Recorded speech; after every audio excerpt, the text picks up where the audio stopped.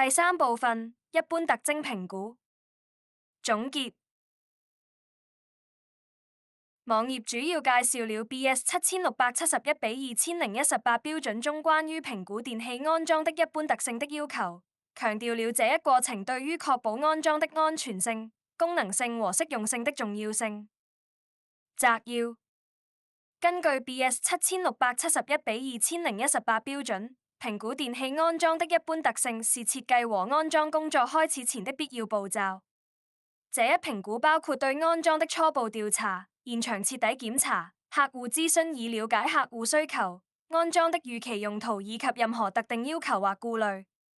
此外，還需進行數據收集，透過詢問、計算、測量或檢查來記錄所有評估過程中的發現和決策。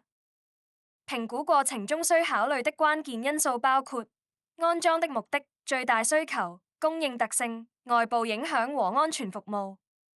這些因素涉及對電器安裝的安全性和效能的評估，包括新安裝的增長、需求增加、用途變化、所有權變更、保險要求、重新線路、翻新、最大需求的重新評估、供應特性的識別，如電流性質、直流或交流、電壓值和容差、潛在故障電流等；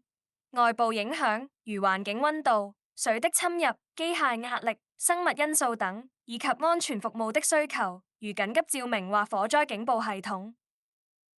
此外，還需評估續電服務的需求，並實施措施以最小化故障時的中斷，例如通過多個電源供應或不間斷電源供應系統來實現續電服務。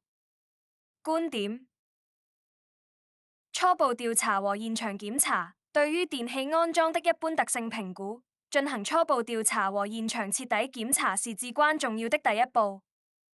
客戶諮詢：與客戶進行諮詢，了解其需求和安裝的預期用途，以確保設計和安裝能夠滿足客戶的具體要求。數據收集：透過詢問、計算、測量或檢查來收集相關數據，並記錄所有發現和決策，以確保評估過程的透明度和準確性。關鍵因素考量：在評估過程中，必須考慮到安裝的目的、最大需求、供應特性、外部影響和安全服務等關鍵因素。安全性和效能：這些關鍵因素的考量有助於確保電器安裝的安全性和效能，並且能夠適應未來的變化和增長。續電服務：評估續電服務的需求，並採取措施以最小化故障時的中斷，是確保電器安裝可靠性的重要環節。時間軸：一、影片介紹了 BS7671/2018 中關於評估一個電器安裝的一般特性的要求。這項評估對於確保安裝的安全性、功能性和適用性至關重要，並且應該在開始設計和安裝工作之前進行。評估過程包括收集有關安裝的資訊，以便於設計和安裝過程。這項評估應該根據 BS7671中指示的章節進行。二、評估一般特性的過程通常涉及初步調查、對現場和現有電器系統的徹底檢查，如果有的話，以及與客戶談論其需求、電器安裝的預期用途以及任何特定的要求或擔憂。數據收集包括通過詢問、計算、測量或檢查收集相關數據，並記錄評估過程中的所有發現和決策。三、講解了需要考慮的因素，包括電器安裝的目的、最大需求、供應特性、外部影響和安全服務。這些關鍵因素對於確保電器安裝的安全性和有效性至關重要。談到了電器安裝的目的，以及為什麼理解工作的原因對於確保安裝適合其用途至關重要。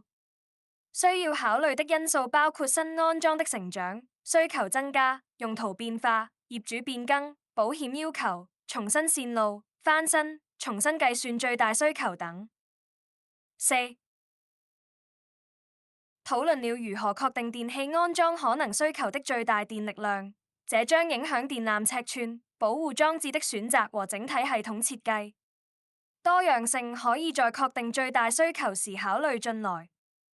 介紹了如何識別可用電器供應的特性，包括電流的性質、交流或直流、直導線的數量和類型、電壓和頻率的值和公差，以及潛在的故障電流。此外，還談到了外部地球嵌圈阻抗、接地安排 （TNS、TNC）、外部影響因素以及安全服務的需求，如緊急照明或消防報警系統。